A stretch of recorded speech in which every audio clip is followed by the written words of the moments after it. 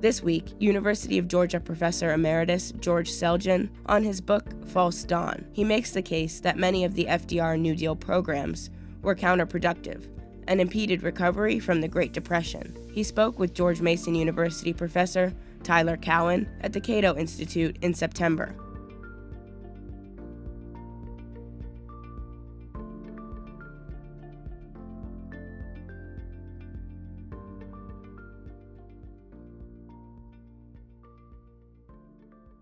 I've known George well over 40 years, which I find stunning.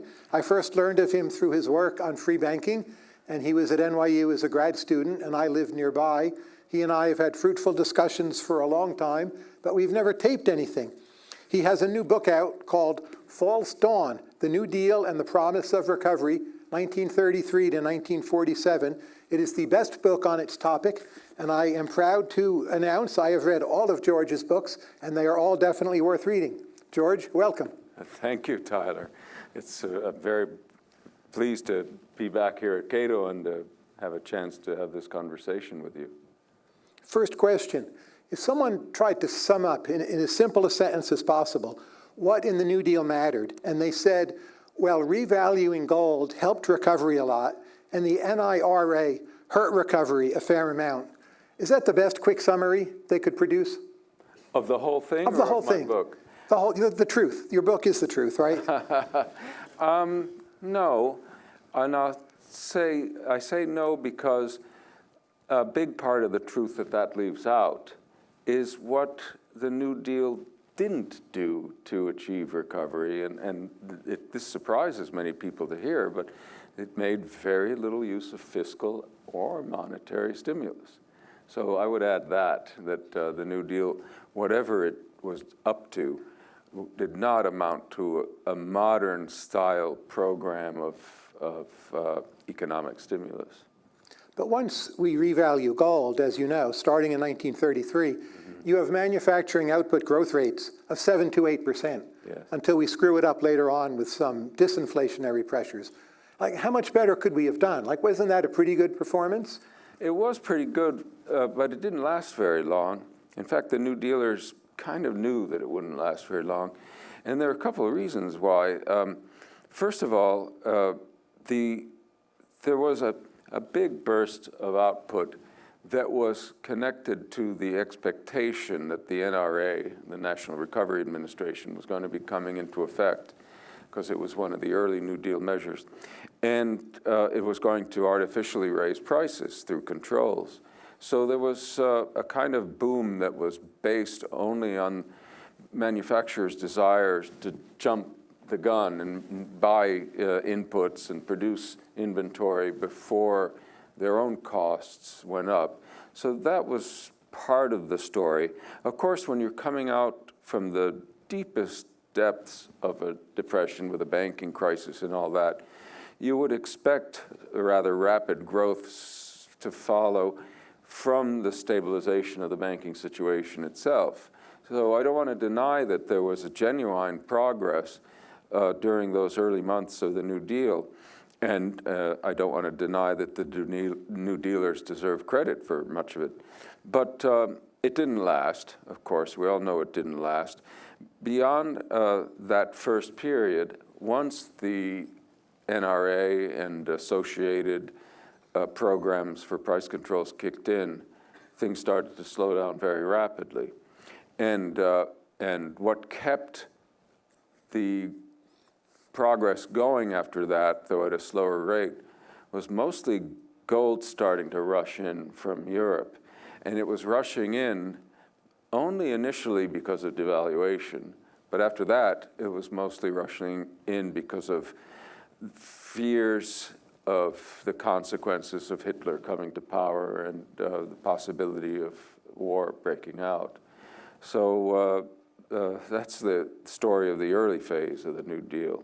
A good start that didn't last that long, except as a result of help from abroad that was quite unintentional help. Was revaluing the gold price the best way of reflating the economy? Because there were many proposals at the time, and you shut down the domestic gold market as well. Could it have been done better? Yes, it could have been done better. I think that what what it should have happened was immediate devaluation of the dollar. Instead, what Roosevelt, because it was clear by the time Roosevelt took office, the gold standard as it had been had to be at least suspended because the New York banks had run out of gold, essentially. So that was not something there was much choice about. Then the question was, okay, what are we going to do going forward? And as I said, what I think they should have done was to just plan on a devaluation of the dollar, get it over with as quickly as possible. You don't announce that plan before you've suspended gold payments, because that's just going to make the run on gold worse. But once you've suspended, then you can go ahead and proceed with the devaluation. What Roosevelt did was to engage in this crazy gold purchase program for quite a few months, based on a harebrained theory by a fellow named George Warren, who was very influential. And they toyed with the price of gold. The theory was that if you raise the price of gold, other prices will start going up. Didn't happen. Eventually, after many months, general prices had hardly risen at all. Finally, Roosevelt picked a value for the dollar, a proper devaluation, confirmed it, put it into effect, and at that point, things started to improve. So that's what should have happened. By the way, this is as good a time as any to mention, this is what Keynes would have recommended and did recommend. He scolded or criticized Roosevelt for following Warren's theories instead. And I think that on this and many other scores, Keynes's advice about dealing with the Depression was actually very sound. The myth is that Roosevelt was following it, when in fact most of the time he wasn't. Let's do a rapid fire look at some New Deal policies. I'll mention the policy. Give me a quick answer. Helped recovery, hurt recovery, and why. Okay. Ready? Yeah. Glass-Steagall Act of 1932. Well, that act has two definitions. It can refer to the whole legislation, which had several components. It can also refer just to the more famous part that separated investment from commercial banking. That's what people think about these days when they think about Glass-Steagall. So I'll answer the question for that second meaning of Glass-Steagall, and the answer is it was totally irrelevant for recovery because the involvement of commercial banks in investment banking was not a factor that contributed to the Depression. So ending it wasn't going to help end the Depression. Reconstruction Finance Corporation. Helped or hurt? Mostly it hurt. How? Well, it started out as Hoover's plan, and the basic idea was that it was going to lend to banks and help them become or stay solvent. But at first, the banks were very reluctant. Well, I should step back a bit. At first, the amount of lending that went on under the program was very limited. And then at a certain point, Congress made the RFC divulge who it was lending, which banks it was lending to ahead of making loans. And then the banks became very reluctant to take part in the program. But in principle, was recapitalizing the banks a good idea or a bad idea? So recapitalizing the banks was different from lending to them. Sure. And that was a later program, and that worked. I think that helped. That was when the RFC actually bought shares in the banks and so raised their capital directly that way instead of lending to them. And I think that the recapitalization program was one of the good things, one of the only things about that the RFC did that helped end the Great Depression by stabilizing the banking system and allowing more banks to reopen. So I would rate that a successful program, but with the qualifier that the RFC did many things and grew into a vast agency, the biggest agency of the New Deal, and as such, it had more failures than successes. Agricultural Adjustment Act, good or bad? Bad. Why? Because the theory behind it, first of all, wasn't very sound. The idea was that we're going to tax food processors and do that to raise the income of farmers, of really farm owners, and that the farm owners will have a higher, I'm now using language that wasn't current at the time, but will have a higher marginal propensity to consume than the people being taxed. It was and therefore there'll be more spending overall. It was a rather doubtful theory to begin with. And of course, what these farmers were being paid to do was to produce less output, to farm fewer crops, and to destroy crops and livestock with the aim of raising their prices through supply reduction and not just by getting aggregate demand to grow. So you had this feeble aggregate demand component, which just wasn't effective enough to matter. And then you had this adverse aggregate supply effect, which was important, but wasn't doing something desirable. So the studies of the AAA's effect on recovery overall don't show any. It's quite controversial whether it had a small effect or none at all. I think it probably had none. Here's a tricky one, Banking Act of 1933. Yeah, that's tricky because that's another one. There are several components to the Banking Act. And the most well-known is deposit insurance. It's probably the only one worth talking about. And the role of deposit insurance in the recovery is misunderstood in a lot of ways. One thing that's misunderstood is Roosevelt's part in it, because he actually opposed deposit insurance, that component of the Banking Act, until the 11th hour. And he only finally gave in because he could see that he'd either have to scrap the whole bill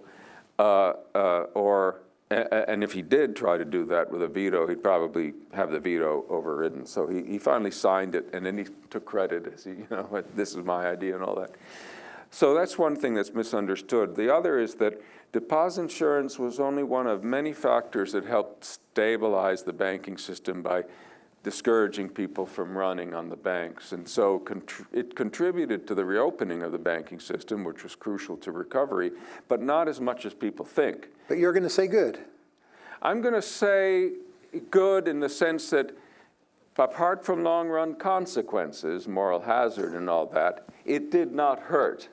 So I'm going to say good, but it didn't help that much because there were other factors that played a much bigger role in getting people to put their money back in the banks or keep it there. So we could talk about those. Deposit insurance was much less important than other things. Federal Reserve Act of 1935, which kind of made the Fed semi-independent, right?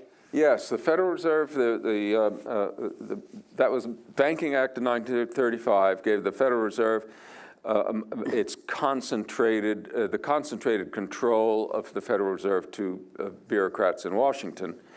And so the good news, if you want to call it that, with that act was that now FDR, the New Dealers, could exert a lot more influence over monetary policy. The bad news is they didn't take any advantage of that. Mariner Eccles was appointed as, we now call him chair of the Fed, and I think that's when they first became known as the chair rather than the governor. But he was a monetary conservative in the sense he didn't believe in monetary stimulus. He was a big fiscal stimulus guy, but he's now in charge of the Fed. There was no Federal Reserve active fiscal stimulus under Eccles' watch. If you look at Federal Reserve credit, including open market purchases, it's a flat line. And so, yes, now Washington's in charge. Yes, you don't have to worry about getting these 12 banks to cooperate, which is like herding cats, but no effort was made to take advantage of that to pursue an expansionary monetary policy. And let's say you're a dictator, George, in 1932, 33. You can do what you want, free hand. With fiscal policy, what would you have done? I would have spent more. On what? On deficits. Well, that's the challenge with fiscal policy back then. Today, they don't seem to be short of ideas for spending money somehow. In those days, they were short of ideas. In fact, Roosevelt was a fiscal conservative throughout his those years.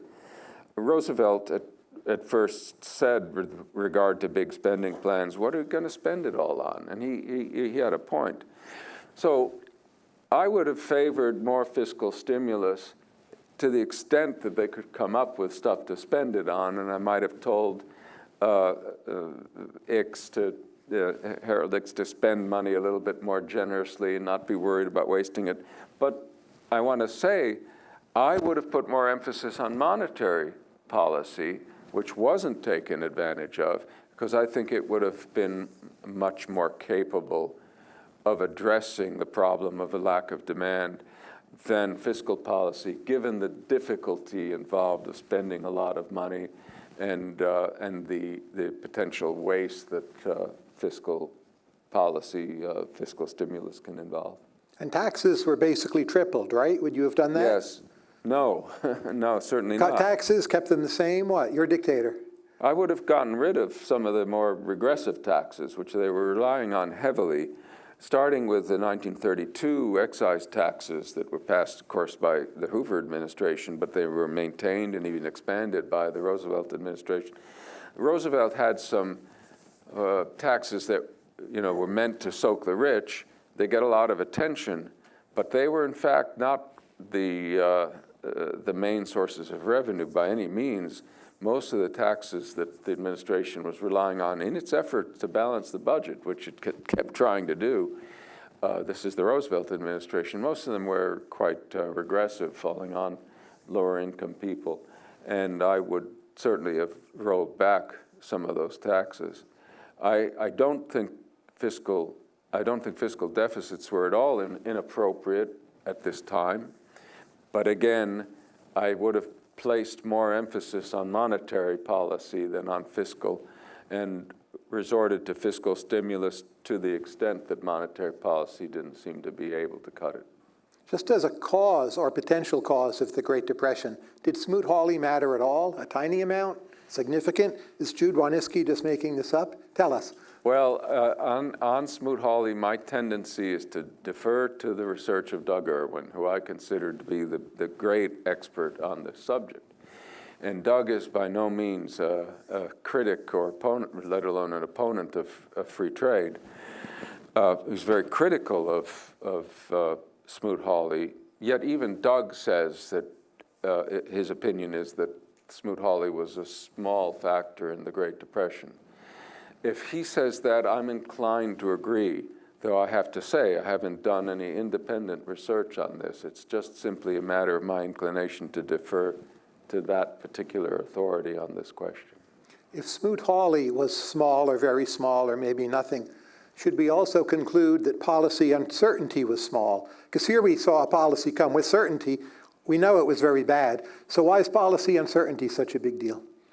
Well, I think that a policy that's certain can have a small effect for obvious reasons. It might not be a policy that has all that many consequences that are predictable. In other words, Doug Irwin, before Smoot-Hawley was passed, knowing what's going on, might have said, yes, this is going to have small consequences.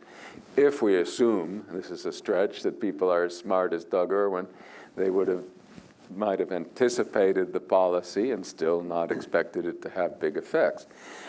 Regime uncertainty is a whole different matter, because the problem there is not that you anticipate a policy and anticipate its consequences, but that you just don't know what the heck's coming. Now, from investments, from the point of view of investors, that's a huge thing, because the first thing investors want to know is whether they're going to reap the benefits of their investments. And if the answer to that question depends on having a rough idea about what policies are going to be in the future, and you don't have even that, you're going to hold back. And I think that bearing in mind now, the big problem with recovery was not about consumption. That's relatively easy to get going. It was about investment spending, which had totally collapsed.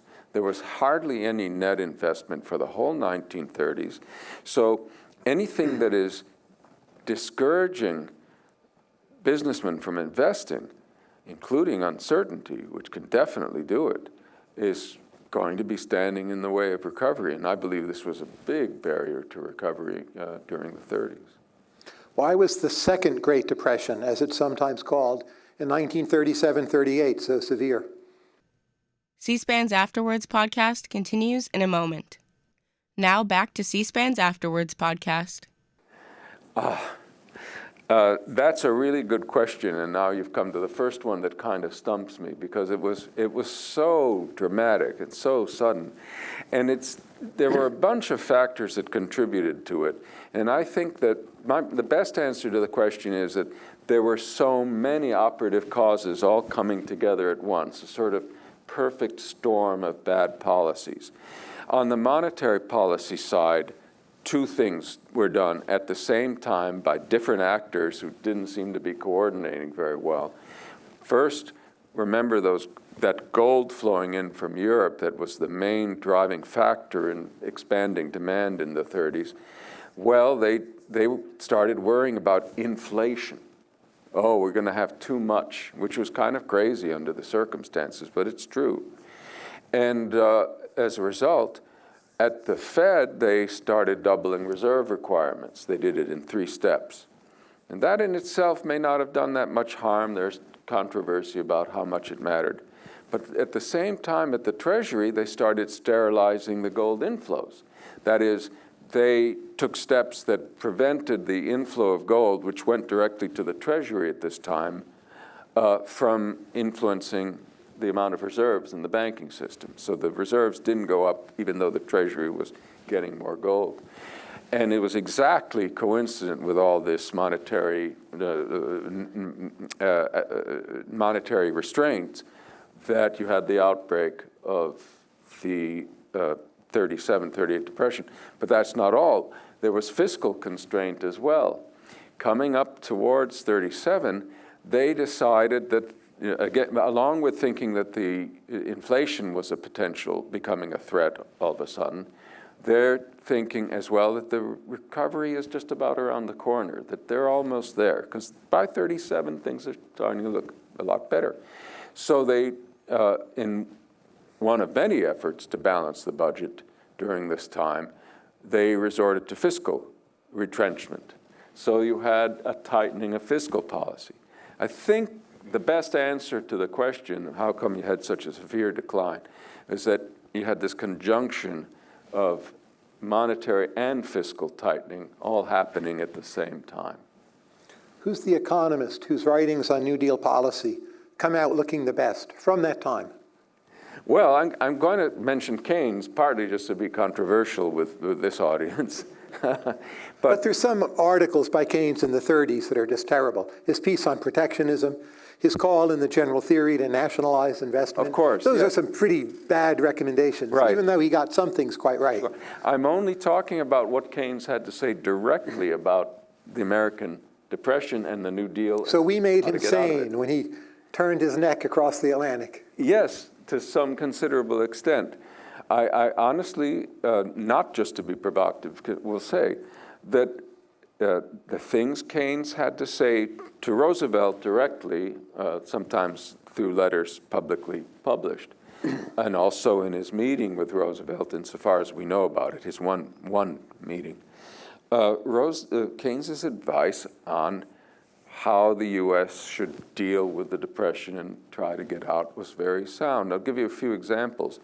He was very concerned about uncertainty, regime uncertainty, and specifically with Roosevelt's tendency to attack businessmen and even pursue policies that were directly aimed at punishing them. And he told him, more or less, not in so many words, but that he ought to back off. This was not the time. Similarly, he said that the New Deal was confusing or getting priorities wrong about reform versus recovery. He said, look, maybe some of these reforms that you're implementing will have good long-run results, but this is not the time. You should be concentrating on recovery, partly because reform shook up businessmen and made it, again, hard for them to regain their confidence. The whole discussion of animal spirits, by the way, is all about what we now more often call regime uncertainty. Finally, Keynes attacked very strenuously some of the worst New Deal policies. The gold purchase program, he ridiculed and said this was just a very bad idea, and he was right. And also the NRA, he was extremely critical of the National Recovery Administration and its price controls. And he didn't, mince words about it. The other important thing that Keynes recommended was that Roosevelt spend more. And that's where the conservatives and libertarians would have a beef with him. But if Roosevelt had spent a lot more, whatever you think about fiscal stimulus, right? If he'd done that instead of the things he and the other New Dealers actually did, there's no doubt in my mind that it would have been better, because pouring more money into the economy may have adverse consequences, but nothing like some of the scary reforms and highly regressive taxes and price controls and that sort of thing had. There's a book you may know by John Flynn. It was called As We Go Marching, and he argued the New Deal was bringing a kind of semi-fascistic planning to the United States. How correct was Flynn? How does that book hold up? Exaggeration or a prophet before his time? Or I think, this question about Keynes being a fascist or a FDR being a fascist or a socialist comes up a lot. Everything is relative. If you look closely at FDR's actions during the 30s, when he's most inclined, there is some genuine sympathy with Mussolini and what he's doing in Italy before Ethiopia and all that, right? And it was widespread. This wasn't a peculiarity of the New Dealers. This was just what many people thought, that Mussolini was getting the trains to run on time and all that.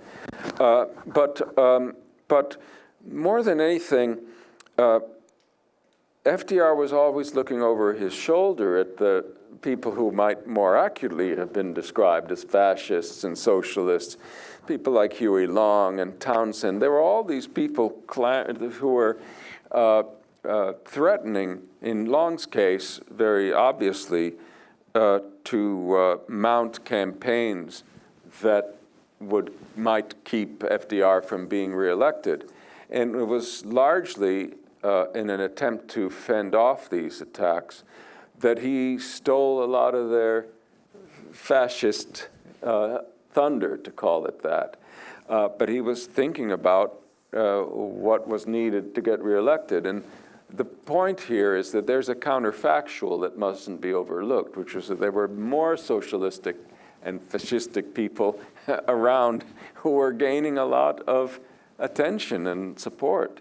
So maybe his was, the New Deal has to be seen as a kind of compromise, not an all-out move toward those extremes, but a sort of a sop being provided to the advocates of more aggressive authoritarian government. So if you compare him, FDR, to those folks, he doesn't look so bad. Of course, if you compare him to an ideal classical liberal president, he looks like a fascist. But again, the question is, where were the politics pointing at the time, and what could a person trying to get reelected get away with, or what compromises did he have to make? And why did the Austrian economists underperform in their diagnoses of the 1930s? Or would you challenge that premise? The problem with the Austrians, I think, and here it's most clear in Hayek's case, is that their policy recommendations were not necessarily consistent with their theories. Hayek, in theory, came around to the view that, at very least, you had to maintain the level of spending, or what Keynes would call aggregate demand, in an economy, or get it back up when it has collapsed, right? Stabilize the product of the money stock and its velocity, right? This is in Prices and Production and other works by Hayek, and he's very good on that. On the other hand, he seems to have been inclined to see the collapse of the early 1930s, in Britain as well, perhaps more so than in the US, as an opportunity to break the trade unions and was more determined to let that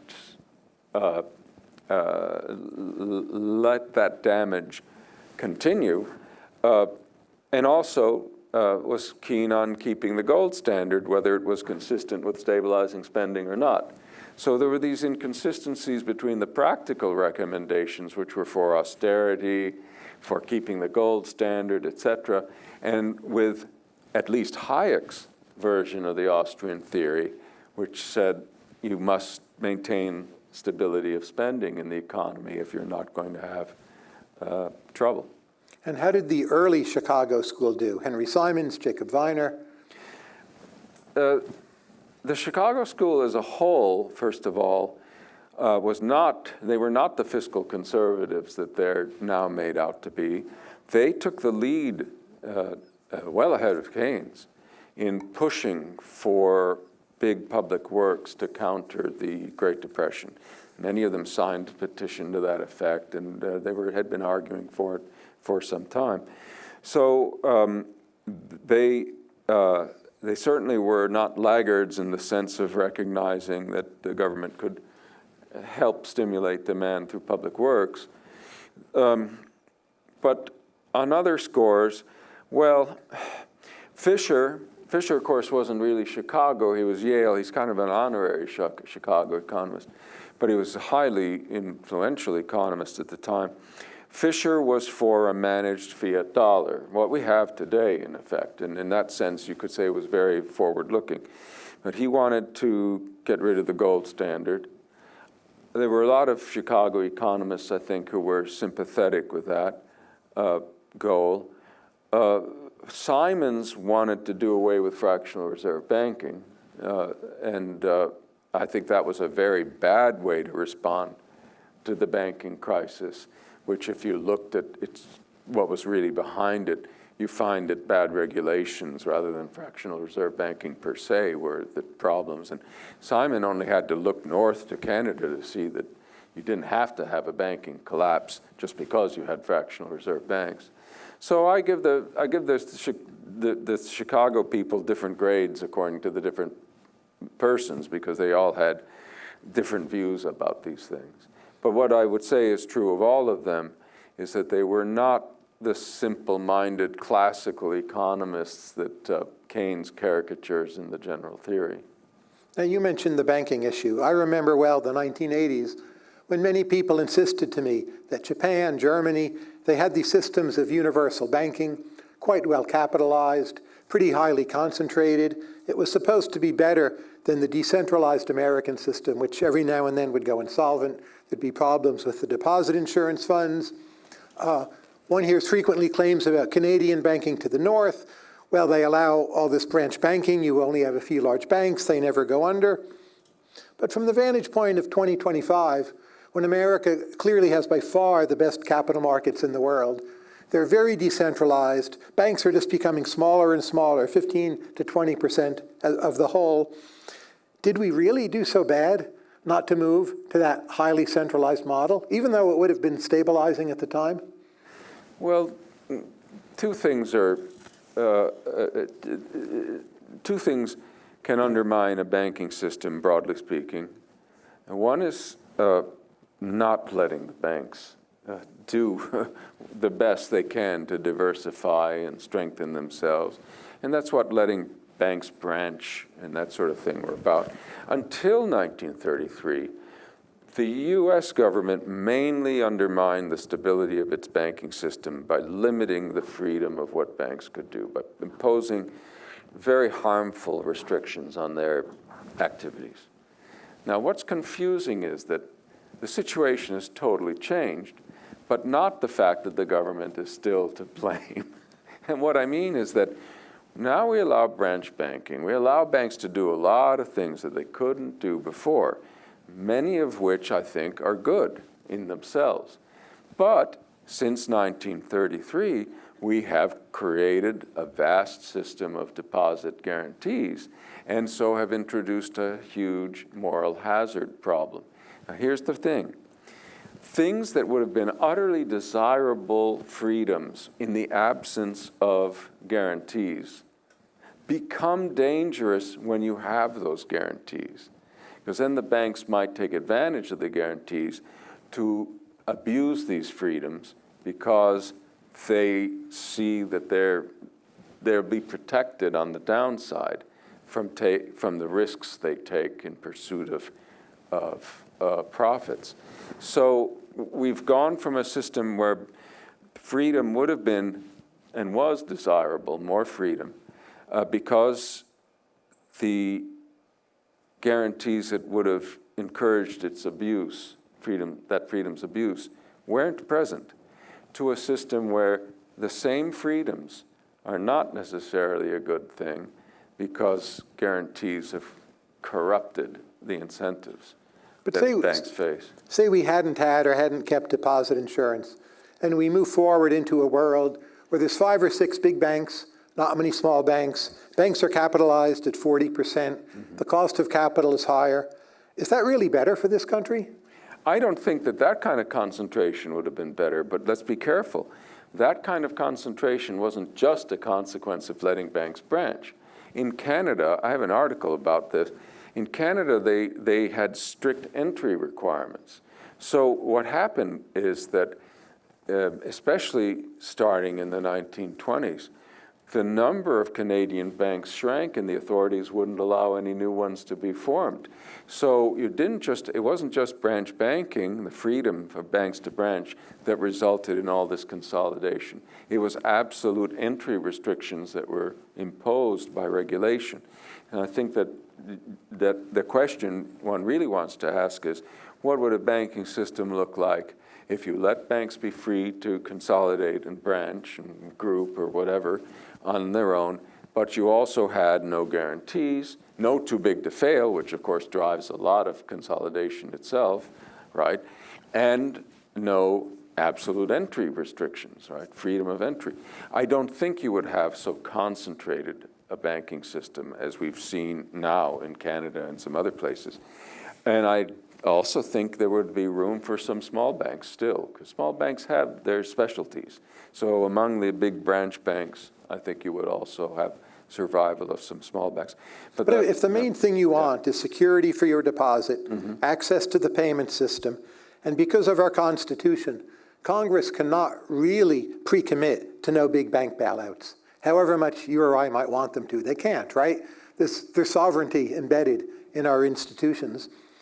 I would just keep on putting my money in a big bank, even under what might nominally appear to be laissez-faire, because I would figure ex post, they'll be bailed out, the smaller banks maybe not, and we'd end up with 5 or 6 dominant banks, which maybe that would be better, but I don't think it would actually be truly competitive either. Yeah, if the question is, do I wish we could have a world where the government could credibly commit to not bailing out big banks, then my answer would be, of course, that is my wish. But I agree with you, it may not be possible to ultimately prevent this. The clamor for rescues is so great when a major bank fails. And I don't have an answer to that. I really don't. I think, though, it remains important. The question still is important. What would a banking system look like if we didn't have this kind of government interference? How well would it work? Because what we have today is a lot of economists running around saying that we have to have governments bailing out big banks, small banks. And so as long as they're on the side of these bailouts, my wish, of course, is never going to become true. That there's a chance that we could put some barriers, meaningful barriers to government bailouts of big banks in place if we didn't have a lot of economists saying we shouldn't have such barriers. I have some more general questions about macro for you. The quantity theory of money, overrated or underrated? Badly misunderstood. What's the correct version? And tell us if it shows up in the data these days. The correct version, which is to say my version, is that the rate of inflation is roughly approximated by the rate of growth of some monetary aggregate, say M2. C-SPAN's Afterwards podcast continues in a moment. Now back to C-SPAN's Afterwards podcast. But if we run that in regressions, which people at the Fed do till they're blue in the face, it doesn't go very well. No, that's right. I don't think it's true, but I'm just trying to clarify what I think the theory, what the proper statement of it is. Now, it's not true in the sense of being reliable.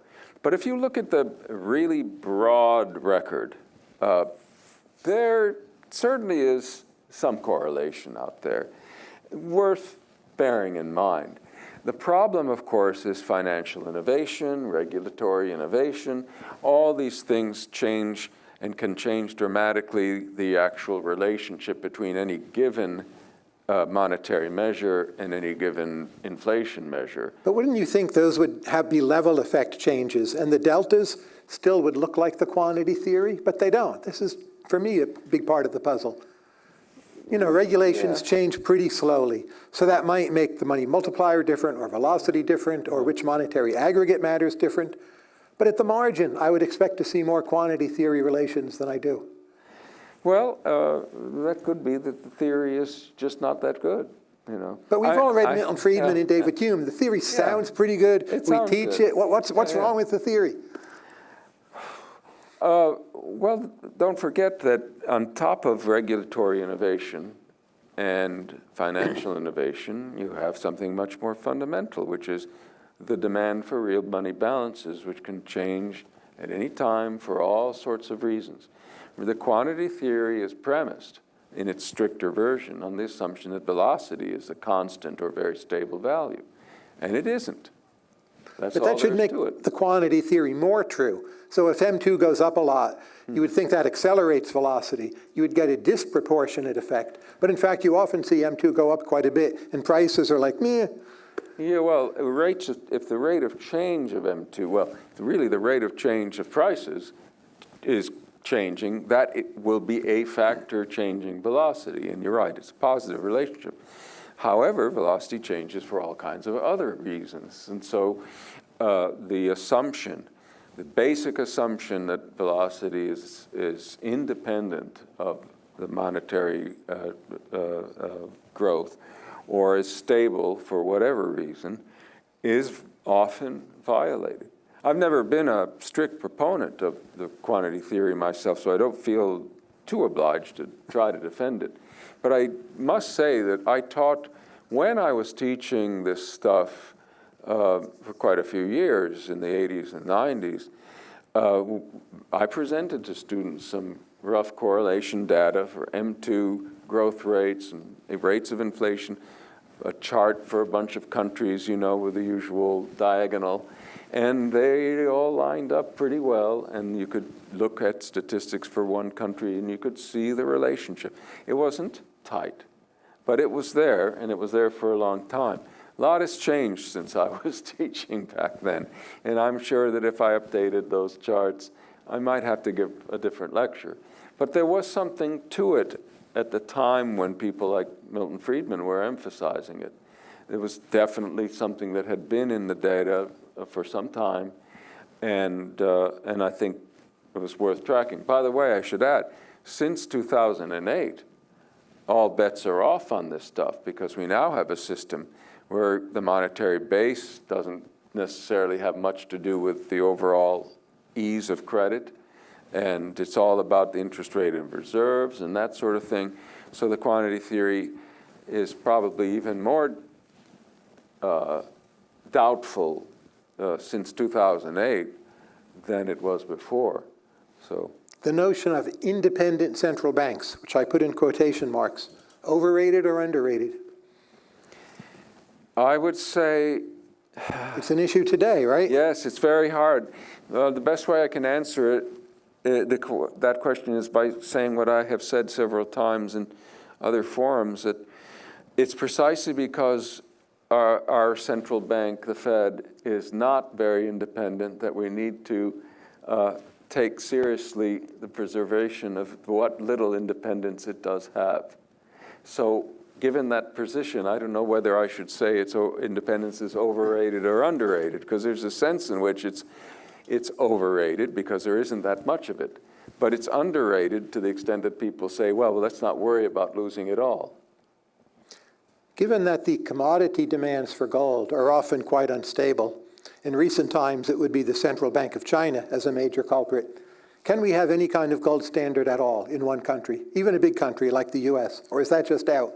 As far as I'm concerned, it's out. It's out. Been out for a long time, yeah.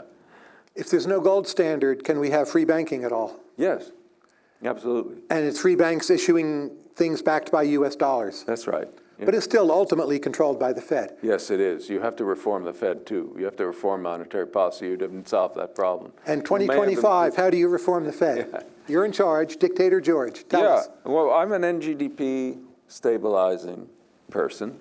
I have been for a long time. And by the way, my first book, The Theory of Free Banking, it puts forward a proposal or an ideal of a frozen monetary base, fiat money, it's not a gold standard, and it argues that ideally you want to stabilize spending. And it looks at how well the system does that. So I've never been a return to gold advocate, and I've always understood that free banking could be based on a fiat monetary standard. What has to be understood, though, is that if you have free banking with a fiat monetary standard, then you have solved problems, because I think the freedom of the banks creates a lot of greater robustness in the banking system and less risk of financial crises. Mind you, freedom has to here include no bailouts, right? You still have to deal with monetary policy in the narrow sense of how the monetary base itself is managed by the central authorities. In the book, I recommended freezing the base, which would be like turning the dollar into so many bitcoins. But a less dramatic, less drastic proposal would be a Friedman-type proposal. And I think Friedman in the 80s was fantastic on this stuff. He said, replace the FOMC with a computer and program the computer so that you just get enough increase in the monetary base, or you choose interest rates such that you end up with enough money to keep nominal spending stable, but not more than that. I sometimes talk about a night watchman Fed. You don't have to have the FOMC doing anything. You just have a big computer in there and a night watchman who makes sure nobody can go in there and tamper with it. That's my ideal reform. How many countries should dollarize? Oh, gosh. An exact number, please. 38. Fewer than Steve Hanke thinks. A small number probably should. And the number depends on how many of them have proven themselves utterly incapable of fiscal restraint and of managing either floating or pegged exchange rates without either hyperinflation or inviting speculative attacks on That sounds like a lot of countries to me. Just add up the Caribbean right there. It's a larger number than it used to be, and it seems to be getting bigger all the time. Argentina is the big question mark here because it's a very big economy. Normally, you would not consider such an economy a candidate for dollarization. But if the economy, despite being big, has a long enough track record of failing with all the other possible arrangements, it's time to take the dollarization alternative seriously and ask whether it's the lesser of evils. Because it's not going to be great. It's not going to be perfect to have a big economy bound to the U.S. monetary policy. And of course, it's not going to be any better it's going to be worse if the U.S. monetary policy itself is bad. And that's always a risk of dollarization, is you're not going to be any better off than the dollar itself as a monetary system. So, but again, if you're a basket case, the relevant question is, what's going to be worse? What's going to be the least harmful system? I really object to what I'm afraid is large numbers of economists who, when addressing questions like this, they go to their blackboard economics. And what they do is they say, well, a perfectly managed central bank with a floating exchange rate can do this, that, and the other thing, and now let's compare it to dollarization. Oh my, dollarization's inferior. That kind of comparison is utterly irrelevant for countries of the sorts we've been talking about. Now, it may still be the case that if you take seriously their records and how they're likely to manage a floating exchange rate or a peg, you might still conclude that one of those is better than dollarization. But at least you should make the right comparison based on the reality of those countries' fiscal and monetary records. Right now in D.C., as we speak, there's a big debate. Under the Genius Act, should stablecoins be allowed to pay interest? And the banking lobby says no, it will drain too many resources from banks, and in fact, they could end up insolvent, illiquid, a bailout would be needed. Since banks are so often poorly managed, are they right? And should we allow interest payments on stablecoins? Doesn't that just become a kind of regulatory arbitrage against the banking system proper? How do we handle the transition? Well, my immediate reaction to any argument from any industry that says, don't allow X because it'll hurt our industry is so, because... But you and I are on the hook for this, or you've moved to Spain. Maybe you're not anymore, but you're probably still a U.S. taxpayer, right? I am. You can't get out of that. Yeah, I'm going to burn my passport. But no, I think that of course, stable coins, if they succeed at all, are going to be competing to some extent with banks, and some banks are going to lose to that extent. That in itself can't be an argument for imposing any kind of restrictions on stable coins. It has to be the case that the damage banks suffer somehow is going to make us worse off, even though people are benefiting from the stable coins instead. If we could envision, just for the sake of argument, a stable coin industry that gives us all everything we want that we used to get from banks, so we do dispense with banks altogether, well, so what? It's like replacing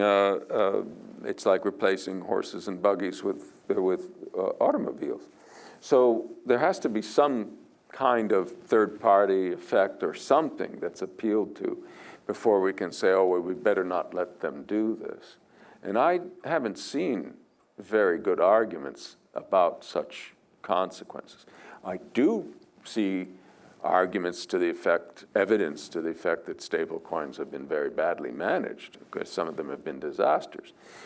That means we do need to do things to make sure stable coins are themselves well regulated.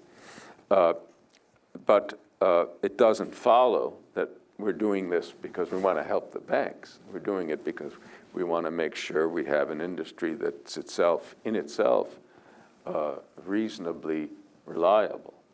For our final segment, we move to the George Selgin production function. George, what is it like owning 100 donkeys? Yes, I own 100 donkeys, but so far only for a year.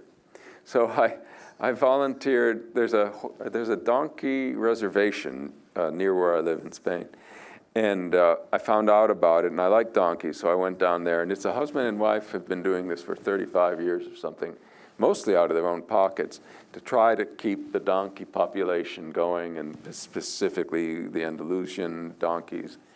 And so I volunteered to help out there. It's not help yet, but I hang around and move hay and things like that, cut corn.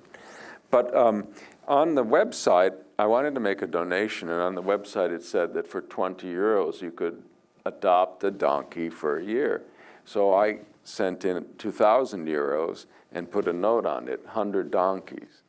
So I now own 100 donkeys. The only problem is that it's a fractional reserve donkey place. So turns out they only have 30 donkeys. So if I were to stage a run right now, they'd go broke. What's the positive social externality from donkeys in Spain?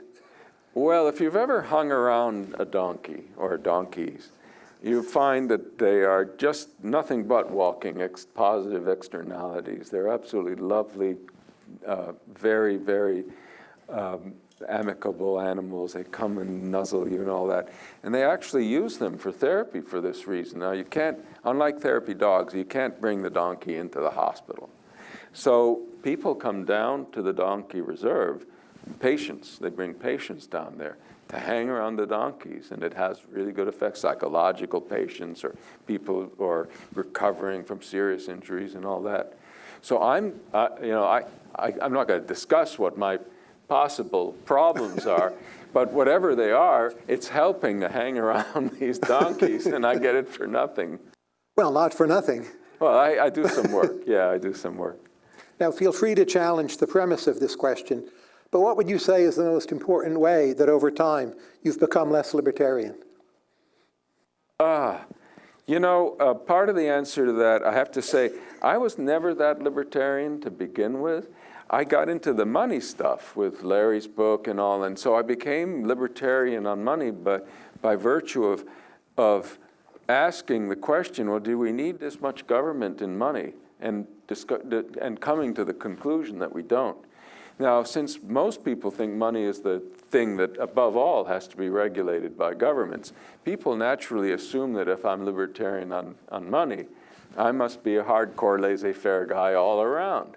But in fact, I don't hold strong opinions about a lot of economic policy issues because I just don't pretend to know enough. But your money views have a lot of government in them. So there's no gold standard. It's a government paper currency. It's a government-run computer that runs monetary policy. There, that's true, but that was true from the beginning too. Like I said in my first book, I assume you can't, it's not so much, I like the gold standard. I thought the pre-World War I gold standard was amazing. It's the best monetary system we've had. If it didn't always look great, as was the case in the United States, for example, where we had crisis, if you do the research, you'll see that was because of the specific dumb regulations in those countries that had a lot of problems, mainly the U.S. and England. So anyway, a gold standard was great, but I don't think you can get that genie back in the bottle. I just think it's impossible. For the most obvious reason is, once governments are involved in the gold standard, once you have a central bank, then if it breaks its commitment, which of course they all have, all the ones that once were tied to the gold standard, then they can't establish a credible commitment again to have convertibility into gold. The way I sum it up is, if tomorrow the Federal Reserve said, okay, you can have so many ounces of gold for every, so many dollars, a wise public, I think, myself included, would go tomorrow and take the gold, just in case, right? And that would be the end of it. So I don't think you can recreate. The problem is you'll say, well, okay, we don't have to have a central bank, but you do in the sense that switching monetary standards, it's like trying to switch which side of the road you drive on. You need somebody to coordinate it, to make it happen, because people don't do it all by themselves. That's why that's why Bitcoin isn't taking off as a general medium of exchange, whatever its virtues might be, for example. So we have this network problem. If the government doesn't deliberately create a gold standard, it's unlikely that we'll spontaneously go there. But if the government did deliberately create a gold standard, it's unlikely we would trust it. So that's not my big problem with the gold standard. Last two questions before we go to audience questions. First, living in Andalusia, what's been your biggest surprise? The biggest surprise has been the people. The people are just absolutely lovely. You go there, I went alone, I don't have family or anything. So having people act like they really care about you just from the get-go was wonderful. I'll just tell you two quick stories. One is I had a toothache early on.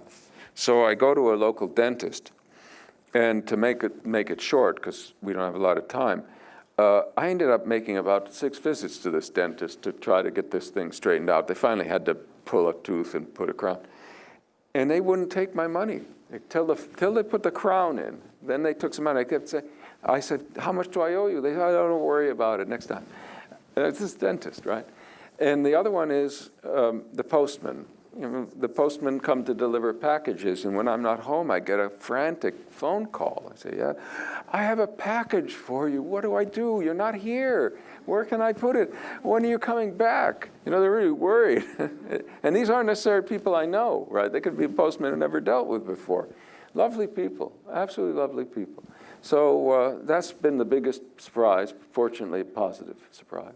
Final question. Now that you're fluent in Spanish, other than donkeys, what will you learn about next? Oh, that has to do specifically with Spain? Yes, or the Spanish language. It could be Latin America, it could be Salamanca, anything. Yeah, gosh, that's a good question. I don't know.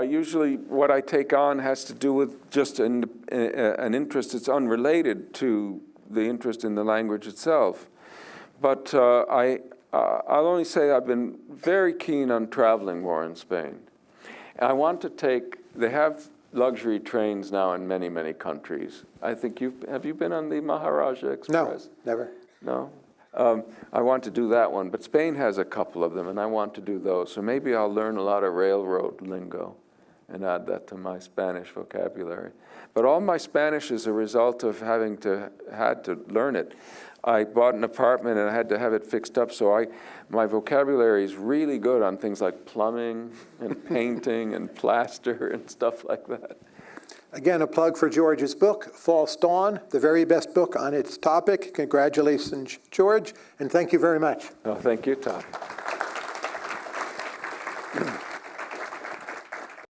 You can hear conversations with nonfiction authors every weekend on C-SPAN 2 Television's Book TV. Go to our website, c-span.org, to find out more about the many authors and books shown each weekend. Next week on this podcast, former CNN Moscow bureau chief Jill Dougherty on her book, My Russia, What I Saw Inside the Kremlin.